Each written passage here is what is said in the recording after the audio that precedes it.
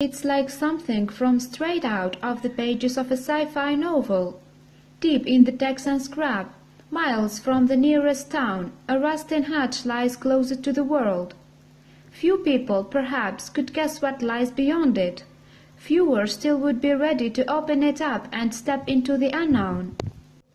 The site, in its earliest incarnation, at least, has long since been abandoned, left to slowly, silently decay in the elements. Nevertheless, some explorers set aside any fears and ventured underground to see what lies beneath. Unexpected guests are warned to stay away, but these explorers were undeterred. For one thing, they are veterans of investigating the unusual, and this place was just too good to miss.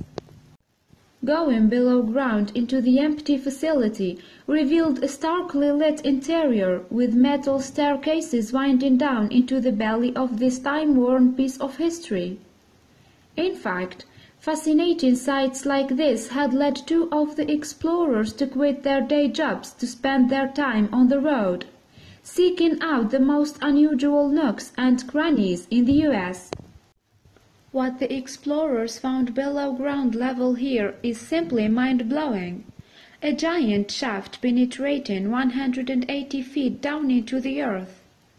But what could it have been used for? What could it have contained? A clue is provided by the reinforced doors you need to pass through en route into the bowels of the complex.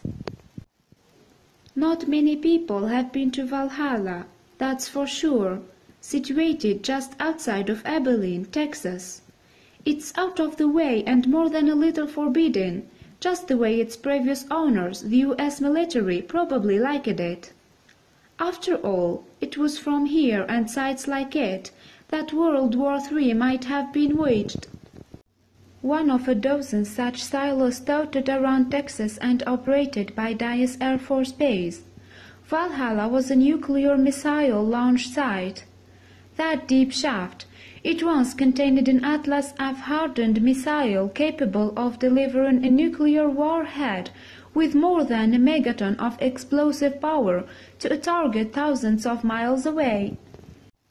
And that eerily quiet room behind the rusted door? That's where the site's commander would have been on hand for receiving instructions on how to unleash Armageddon. Still, things are different around here nowadays. This Texan site was one of 6 around the U.S. to house these weapons of mass destruction. The Atlas ICBMs were an operational part of the nation's terrifying arsenal from 1959 to 1965. With the development of the lower cost LGM-30 Minuteman missile, though Atlas launch sites such as Dallas Air Force bases were soon decommissioned. As part of the deactivation process, anything that could be of use to the military was stripped and removed, where possible. In fact, some Atlas rockets ended up being given new, more peaceful leases of life on the Mercury space program. The military did, however, leave behind various airy compounds for intrepid souls to explore decades later. And in this particular facility, what lay in store for the explorers was not merely the shaft of a missile silo, but one that had flooded to a depth of almost 130 feet. Furthermore, even though the water is incredibly clear, they could only see some of the way down. So what's below the surface? Inside this forgotten silo, one of the explorers, Brandon, snapped pictures for his blog.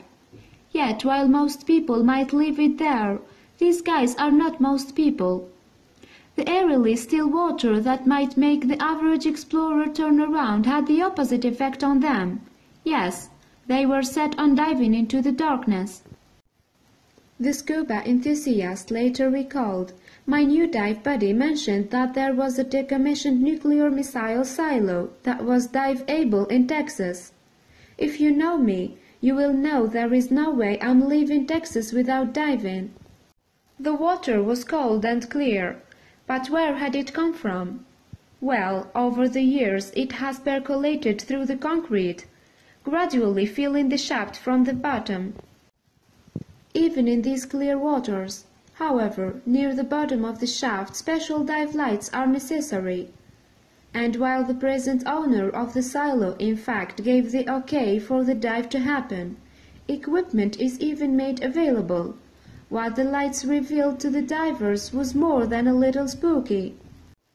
The torchlight showed twisted metal strewn across the submerged shaft floor, some of it having apparently fallen from the upper walls of the shaft when attempts were being made to remove various instruments.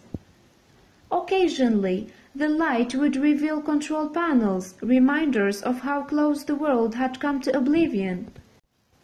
Beneath the water's surface, the environment was a little strange, even for an experienced diver.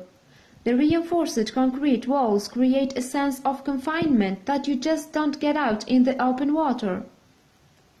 The walls of the silo are mostly featureless and smooth, which can make for a very airy feeling when ascending and descending, Brandon explained.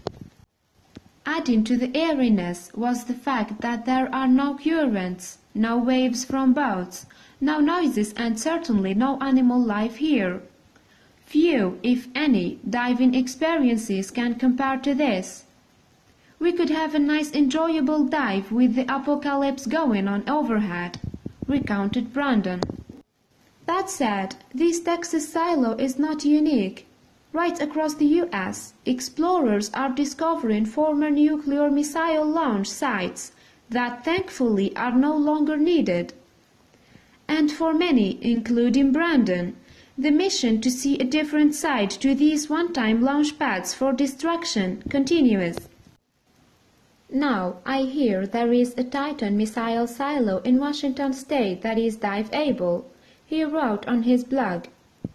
I'm going to have to find my way out there. We look forward to catching up with him when he does.